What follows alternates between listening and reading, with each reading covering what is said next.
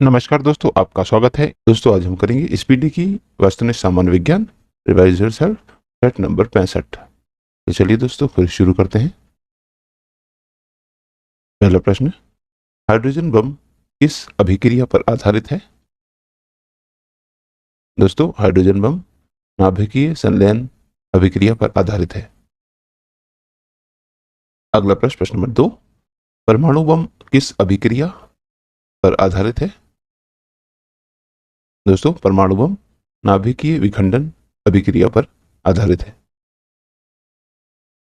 अगला प्रश्न, प्रश्न नंबर 3, रडार के आविष्कारक कौन है? दोस्तों रडार के आविष्कारक अल्बर्ट टेलर हैं। अगला प्रश्न, प्रश्न नंबर 4, न्यूट्रिनो की खोज किसने की थी? दोस्तों न्यूट्रिनो की खोज पाउली ने की थी। अगला प्रश्न, प्रश्न नंबर 5, आवर्त के नियम की खोज किसने की थी? दोस्तों आवर्त के नियम की खोज मेंडलीफ ने की थी। अगला प्रश्न, प्रश्न नंबर 6, प्रथम नाभिकीय रिएक्टर किसके निर्देशन में बनाया गया था? दोस्तों प्रथम नाभिकीय रिएक्टर एनरिको फर्मी के निर्देशन में बनाया गया था। अगला प्रश्न, प्रश्न नंबर 7, प्रथम हाइड्रोजन बम कब बनाया गया था? दोस्तों प्रथम हाइड्रोजन बम 1952 को बनाया गया था। अगला प्रश्न, प्रश्न नंबर 8, प्रोटॉन किस प्रकार का कण है? दोस्तों प्रोटॉन धन आवेश युक्त कण है। अगला प्रश्न, प्रश्न नंबर 9, इलेक्ट्रॉन किस प्रकार का कण है? दोस्तों इलेक्ट्रॉन ऋण आवेश युक्त कण है। अगला प्रश्न, प्रश्न नंबर 10, न्यूट्रॉन किस प्रकार का कण है? दोस्तों न्यूट्रॉन आवेशहीन कण है। अगला प्रश्न, प्रश्न नंबर 11, परमाणु बम का आविष्कार किसने किया था?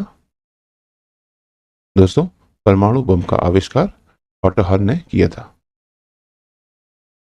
अगला प्रश्न, प्रश्न नंबर 12, प्रथम परमाणु बम कब बनाया गया था?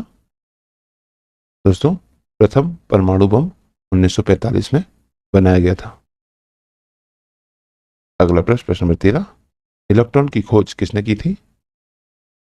दोस्तों इलेक्ट्रॉन की खोज जे थॉमसन ने की थी। अगला प्रश्न, प्रश्न नंबर 14, प्रोटॉन की खोज किसने की थी? दोस्तों प्रोटॉन की खोज गोल्ड स्टीन ने की थी। अगला प्रश्न, प्रश्न नंबर 15, न्यूट्रॉन की खोज किसने की थी? दोस्तों न्यूट्रॉन की खोज जेम्स चैडविक ने की थी। अगला प्रश्न, प्रश्न नंबर 16, पोलियो के टीके की खोज किसने की थी? दोस्तों पोलियो के टीके की खोज जॉन ई सॉल्क ने की थी। अगला प्रश्न, प्रश्न नंबर 17, डायनामाइट के आविष्कारक कौन थे? दोस्तों डायनामाइट के आविष्कारक अल्फ्रेड नोबेल थे। अगला प्रश्न, प्रश्न नंबर 18, पॉजिट्रॉन की खोज किसने की थी? दोस्तों पॉजिट्रॉन की खोज एंडरसन ने की थी। अगला प्रश्न, प्रश्न नंबर 19, निम्नलिखित में से किसकी वेधन क्षमता अधिक है? दोस्तों इनमें गामा किरणों की वेधन क्षमता सबसे अधिक है। अगला प्रश्न, प्रश्न नंबर 20, टेलीफोन का आविष्कार किसने किया था? दोस्तों टेलीफोन का आविष्कार अलेक्जेंडर ग्राहम बेल ने किया था। अगला प्रश्न, प्रश्न नंबर 21, सोलर सिस्टम को किसने खोजा? दोस्तों सोलर सिस्टम को कोपरनिकस ने खोजा था। अगला प्रश्न, प्रश्न नंबर 22, नाभिकीय विखंडन में ट्रिगर क्या किया जाता है? दोस्तों नाभिकीय विखंडन में न्यूट्रॉन ट्रिगर किया जाता है। अगला प्रश्न, प्रश्न नंबर 23, क्वांटम सिद्धांत किसने दिया था? दोस्तों क्वांटम सिद्धांत मैक्स प्लैंक ने दिया था। अगला प्रश्न, प्रश्न नंबर 24, रेडियोधर्मिता का आविष्कार किसने किया था? दोस्तों रेडियोधर्मिता का आविष्कार हेनरी बेकुरेल ने किया था। अगला प्रश्न, प्रश्न नंबर 25, प्रसिद्ध बिग बैंग थ्योरी किस मुख्य सिद्धांत पर आधारित है? दोस्तों प्रसिद्ध बिग बैंग थ्योरी डॉपलर प्रभाव के सिद्धांत पर आधारित है। अगला प्रश्न नंबर 26, इनमें से कौन सूक्ष्म तत्व है? दोस्तों इनमें हाइड्रोजन सूक्ष्म तत्व है। अगला प्रश्न नंबर 27, भारत का प्रथम परमाणु रिएक्टर किस नाम से जाना जाता है? दोस्तों भारत का प्रथम परमाणु रिएक्टर अप्सरा के नाम से जाना जाता है। अगला प्रश्न नंबर 28, इलेक्ट्रॉन के आवेश का निर्धारण किसने किया था? दोस्तों इलेक्ट्रॉन के आवेश का निर्धारण मिलीकॉन ने किया था।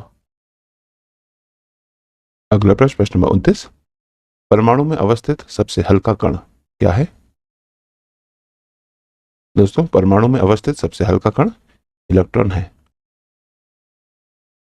अगला प्रश्न नंबर 30, लकड़ी की आयु ज्ञात करने में कौन सहायक है?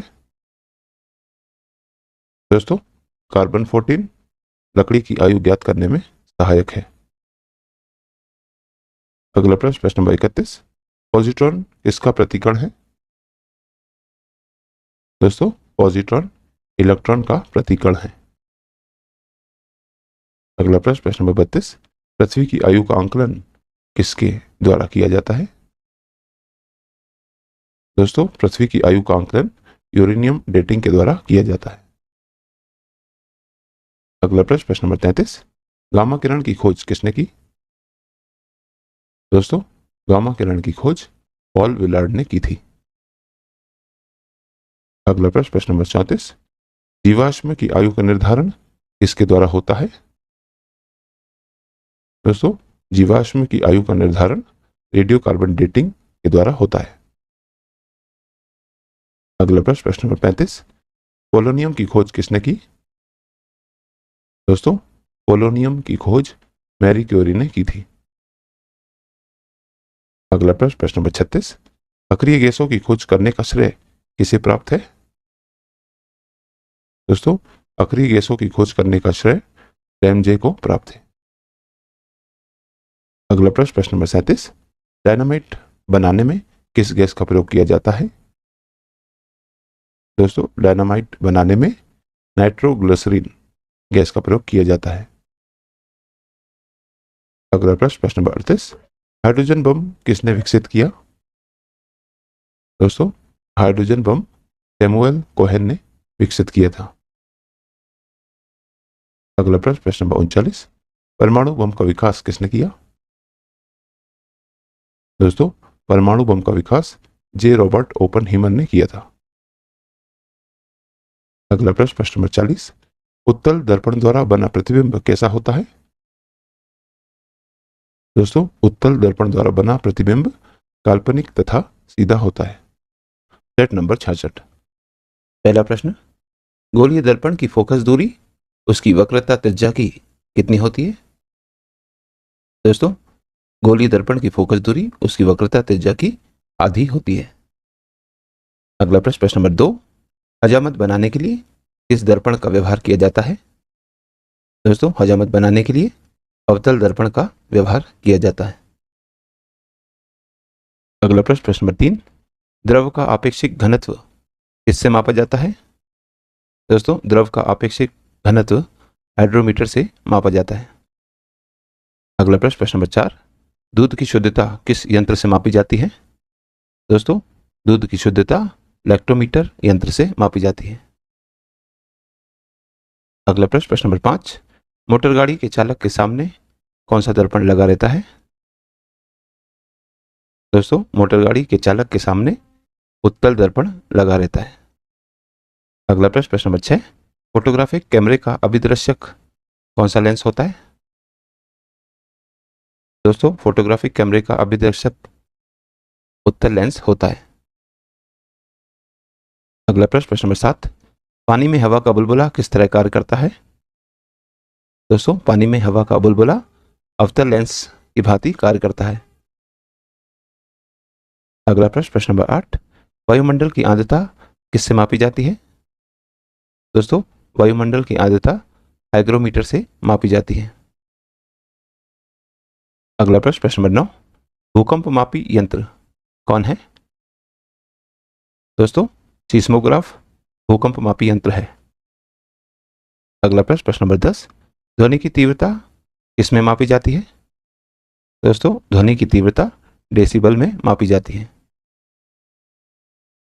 अगला प्रश्न, प्रश्न नंबर 11, मानव रेटिना पर बना प्रतिबिंब कैसा होता है? दोस्तों, मानव रेटिना पर बना प्रतिबिंब वास्तविक एवं उल्टा होता है।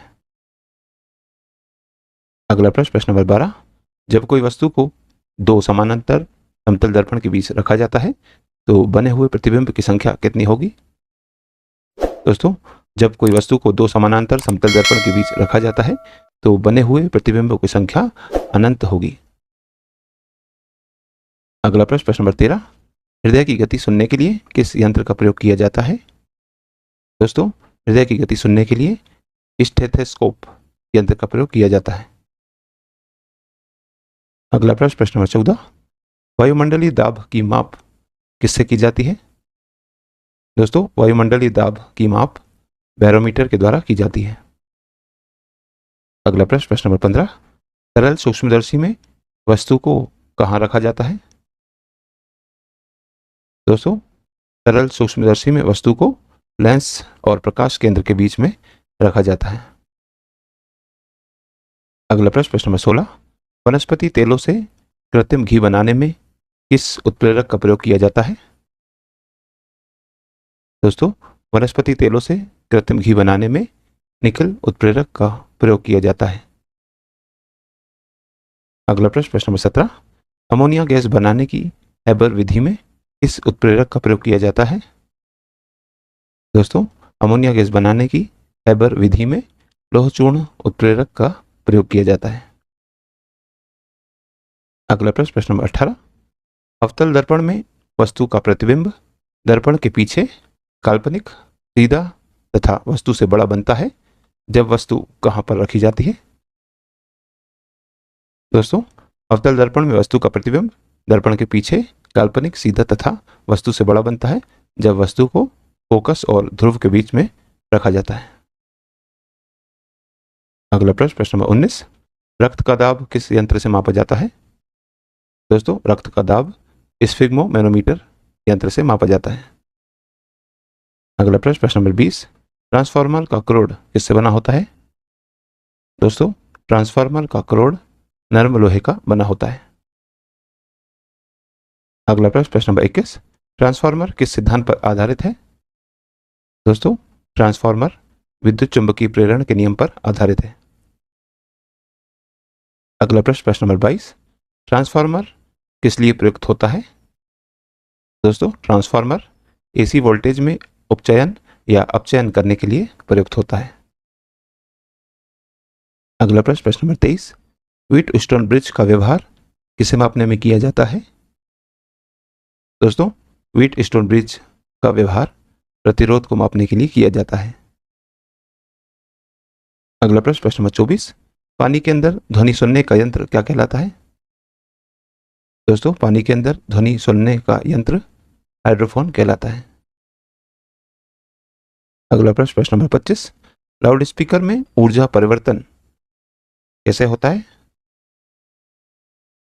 दोस्तों, लाउड स्पीकर में ऊर्जा परिवर्तन विद्युत से यांत्रिक एवं यांत्रिक से ध्वनि ऊर्जा में परिवर्तन होता है। अगला प्रश्न, प्रश्न नंबर 26, निम्नलिखित में किस यंत्र में यांत्रिक ऊर्जा विद्युत ऊर्जा में परिवर्तित होती है? दोस्तों, डायनामो यंत्र में यांत्रिक ऊर्जा विद्युत ऊर्जा में परिवर्तित होती है। अगला प्रश्न, प्रश्न नंबर 27, निम्नलिखित में कौन सी युक्ति विद्युत ऊर्जा को यांत्रिक ऊर्जा में परिवर्तित करती है? दोस्तों, इसमें विद्युत मोटर विद्युत ऊर्जा को यांत्रिक ऊर्जा में परिवर्तित करती है। अगला प्रश्न, प्रश्न नंबर 28, रासायनिक ऊर्जा का विद्युत ऊर्जा में परिवर्तन किसमें होता है? दोस्तों, बैटरी में रासायनिक ऊर्जा का विद्युत ऊर्जा में परिवर्तन होता है। अगला प्रश्न, प्रश्न नंबर 29, रेक्टिफायर का प्रयोग किस लिए किया जाता है? दोस्तों, रेक्टिफायर का प्रयोग एसी को डीसी में बदलने के लिए किया जाता है। अगला प्रश्न, प्रश्न नंबर 30, ट्रांसफार्मर का प्रयोग किस में किया जाता है? दोस्तों, ट्रांसफार्मर का प्रयोग केवल एसी में किया जाता है। अगला प्रश्न, प्रश्न नंबर 31, टेलीफोन लाइन में प्रवाहित ऊर्जा कौन सी ऊर्जा होती है? दोस्तों, टेलीफोन लाइन में प्रवाहित ऊर्जा विद्युत ऊर्जा होती है। अगला प्रश्न, प्रश्न नंबर 32, शुष्क सेल में किस तरह की ऊर्जा निहित होती है? दोस्तों, शुष्क सेल में रासायनिक ऊर्जा निहित होती है।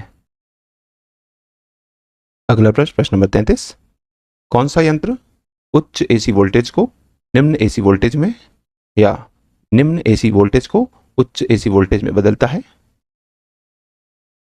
तो दोस्तों, वह यंत्र है ट्रांसफार्मर, जो उच्च एसी वोल्टेज को निम्न एसी वोल्टेज में या निम्न एसी वोल्टेज को उच्च एसी वोल्टेज में बदलता है। अगला प्रश्न, प्रश्न नंबर 34, गुणसूत्र के उस युगल को जो मनुष्य में लिंग का निर्धारण करता है, लिंग गुणसूत्र कहते हैं, और अन्य गुणसूत्रों को क्या कहते हैं?